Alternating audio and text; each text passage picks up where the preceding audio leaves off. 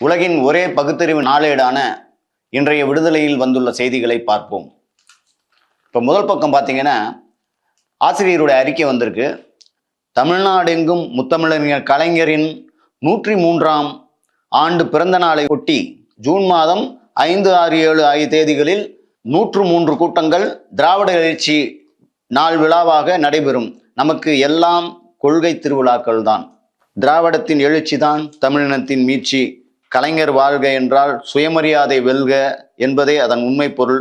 புரியாதவர்களுக்கு புரிய வைக்க பரப்புரைகள் எங்கும் படரட்டும் அப்படின்னு சொல்லி ஆசிரியர் நிறைவு செய்கிறார் அறிக்கையை.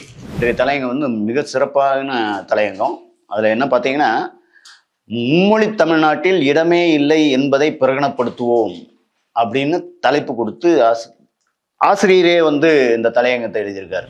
10ஆம் வகுப்பு பொதுத் தேர்வு முடிவுகளில் அரசு பள்ளி மாணவர்கள் 91.86% தேர்ச்சி பெற்றுள்ளனர். நீதிபதிகளுக்கு எதிராக உயர்நீதிமன்ற பதிவாளர் ஜெனரல் தன்னிச்சையாக ஒழுங்கு நடவடிக்கை எடுக்கவோ பணி நீக்கம் செய்யவோ அதிகாரம் இல்லை என்று உச்சநீதிமன்றம் அதிரடியாக தெரிவித்துள்ளது.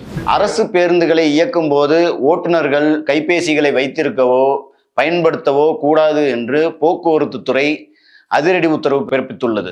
ஈரானுடன் தற்போது முக்கிய பேச்சுவார்த்தைகள் நடைபெற்றுவதன் காரணமாக அந்நாட்டின் மீது திட்டமிடப்பட்டிருந்த இராணுவ தாக்குதலை தற்காலிகமாக ஒத்திவைத்துள்ளதாக அமெரிக்க அதிபர் டொனால்டு ட்ரம்ப் தெரிவித்துள்ளார். ஒருங்கிணைந்த 5 ஆண்டு MA தமிழ் படிப்புக்கு விண்ணப்பிக்க உலக தமிழ் ஆராய்ச்சி நிறுவனம் அழைப்பு விடுத்திருக்கு. பலரை சில காலம் ஏமாற்றலாம், சிலரை பலகாலம் ஏமாற்றலாம், ஆனால் எல்லோரையும் எல்லா காலமும் ஏமாற்ற முடியாது என்று தமிழ்நாடு முதலமைச்சர் ஜோசப் விஜயை திமுக தலைவரும் மேனாள் முதலமைச்சருமான மு.க. ஸ்டாலின் கடுமையாக விமர்சித்துள்ளார்.